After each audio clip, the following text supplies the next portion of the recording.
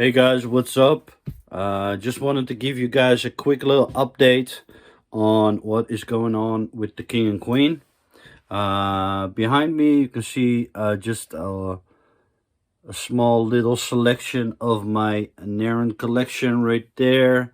You can see the Pred Alien and the Wolf Predator, and then right there is the Berserker, my painted Chopper, my painted Rapido Master, which needs a repaint, then the Bad Blood, the Stan, and the Savage Rev Gun.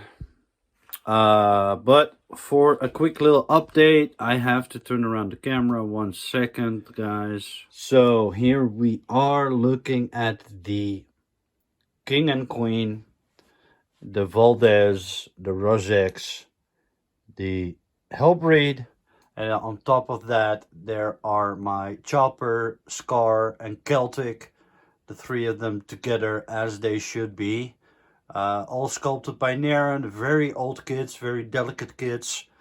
Primed them, been kind of working on them, and they will be the first ones to kind of feature in my painting videos. Stay tuned for those. Those are coming at some point, but I just have to settle down in real life for me to really just sit down and have the time to paint, have the focus to paint, basically. But for now, quick little update on the King and Queen. You can see that the entire kit is almost kind of towering over that Valdez. Valdez was considered to be the kind of biggest kind of hulking kind of predator, but you can see from the size that the King and Queen is absolutely towering over him.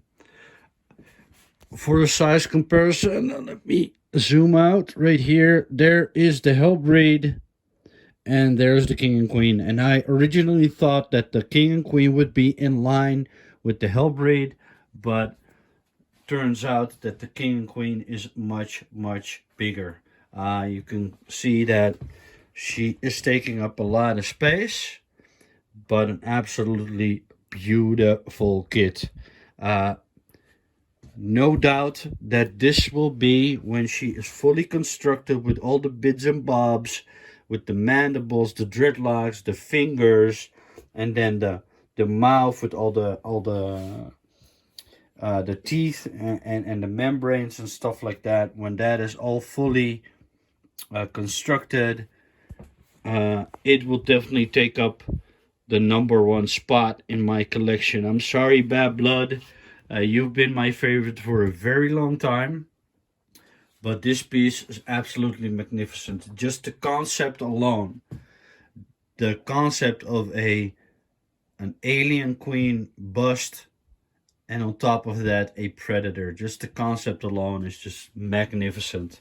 I still cannot believe that Narin is able to sell this kit for the price that he's selling it at for what you're getting. It's just an amazing piece. You can also see that the resin is a little bit yellow. All his other pieces are mostly orange, but don't let that fool you. It's legitimate. You saw the signature, the certificate of authenticity, basically. It's a legit Narin piece, and just the sheer size of it, absolutely magnificent. So as for the quick update on the kit, I went ahead and attached the last headcrest spike. Still need to kind of fill in the seam lines on those 3 parts, but they are attached. I had them harden out. I had the glue harden out first for 24 hours or so, just to make sure that everything is solid. And the Predator, I went ahead and glued these parts together just for the ease of, you know, fitting them in.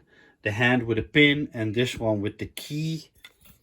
And as you can see, it goes smoothly into place without any sort of seam lines. So that is a perfect fit. I went ahead and glued the hand to the wrist because I did not have enough kind of drilling room for to put a pin into his wrist and then his arm, so I decided to do it the other way around. And as you can see, it's seamless, so that'll be ready to go. Again, probably doesn't need any glue once he's painted. Then I have the spear tip. I still need to kind of pin and make sure that he's in place. But as you can see, he is supposed to go like that. But when there's no pin, he will fall down, which gives him kind of like a droopy kind of is the droopy, I don't know if that's the correct term, but he starts hanging and the spear just really should be straight. So that is something I need to fix. Same thing goes with the back. As you can see, very wiggly. So it needs a pin, otherwise it's gonna start hanging and the spear won't look straight. It kind of has this kind of droopy effect, which I don't want. Then we have the shoulder. I still need to attach in the back, right here somewhere.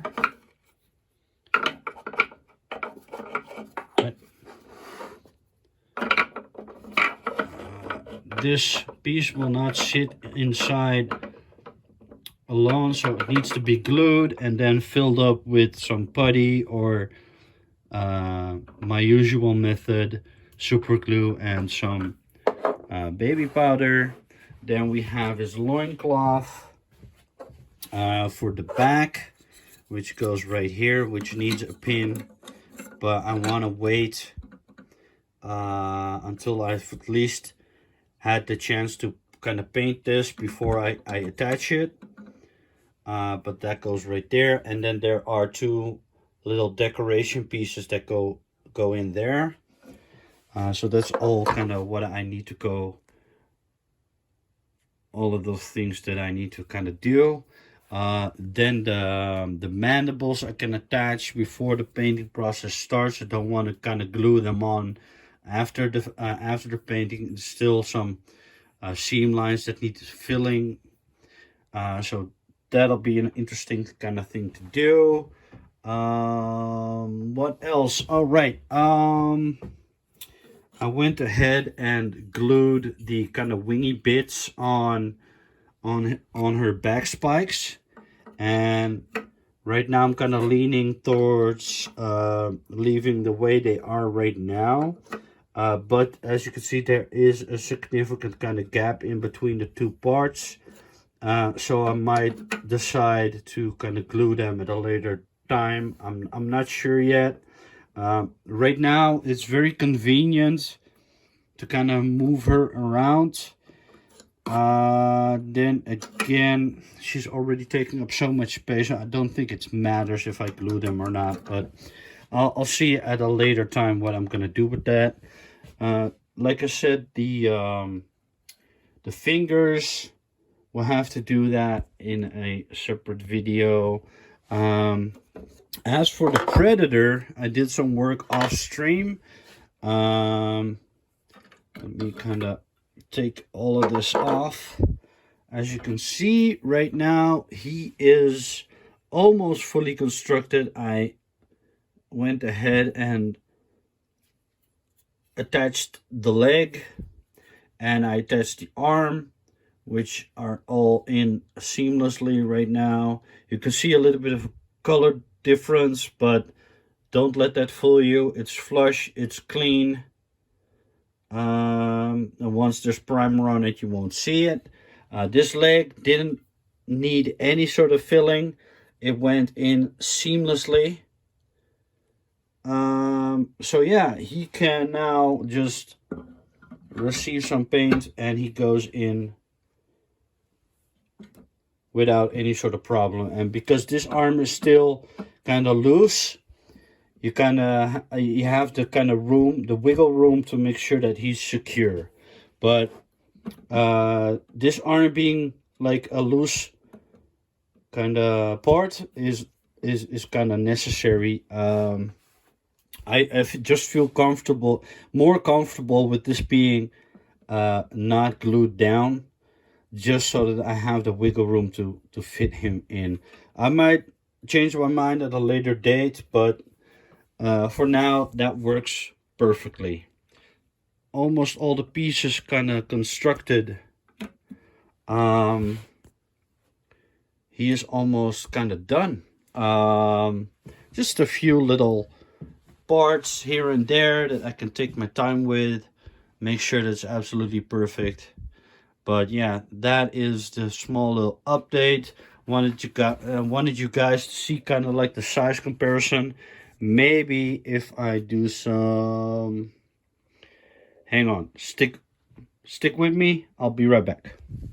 All right, here we are again, and you can see originally I thought that the King and Queen would be in line with the Hellbreed, but you can see the difference in size. It's absolutely a massive difference. Doesn't take away from the Hellbreed. The Hellbreed, amazing kit. Just, you know, let me put the arm in. Absolutely amazing kit. Don't get me wrong, I absolutely love this kit as well. But the King and Queen just takes the crown. I definitely would not put them side by side because the size difference. I would definitely just make this like a corner piece on the other side, so that it's just for aesthetic purposes, it just makes more sense to kind of separate them because the size difference is so large. But doesn't take away from this kit. This is an absolutely beautiful kit as well. Also a unique looking Predator. I still need to do the work on this kit. Probably gonna do that in the next couple of days, next couple of weeks maybe, when I have the time. While I'm, you know, while I'm in the zone, I always love working on kits. So this is a perfect time, perfect opportunity to also finish this kit. But this will be a lot of work, maybe even a lot more work than the King and Queen, because this Predator is also coming in a lot of separate parts. I mean, the Pred Alien alone with the dreadlocks, with the 4 spikes in the back, with the arm, with the shoulder, and then this arm is maybe you know, time-wise, this will be a lot more time-consuming than the King and Queen. I'm actually very surprised at how little time it took me to kind of construct the kit, make everything work, make everything fit together. It was just record time. It took me kind of 2 days of work to kind of finish off the entire head crest, and do all the kind of bits on the Predator. But I think this kit will be a little bit a different story. But nonetheless, absolutely amazing kit. Just wouldn't put them side by side because of the size difference.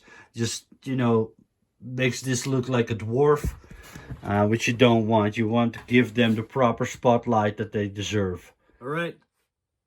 This was the small little update. If you like Alien vs Predator, if you like Alien Queens, if you like Predators, the King and Queen is definitely a must-have for anyone who likes building model kits, who likes painting model kits, and is a fan of the Alien and Predator universe.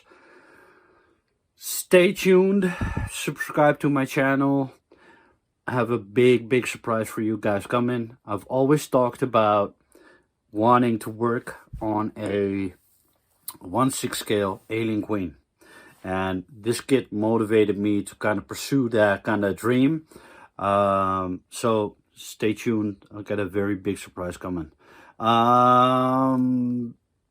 I'll see you guys in the next video. This will be part 8. Part 8, small update. Stay tuned for part 9. Coming in the next couple days, whenever I have time. Thank you for watching, and I'll see you guys next time.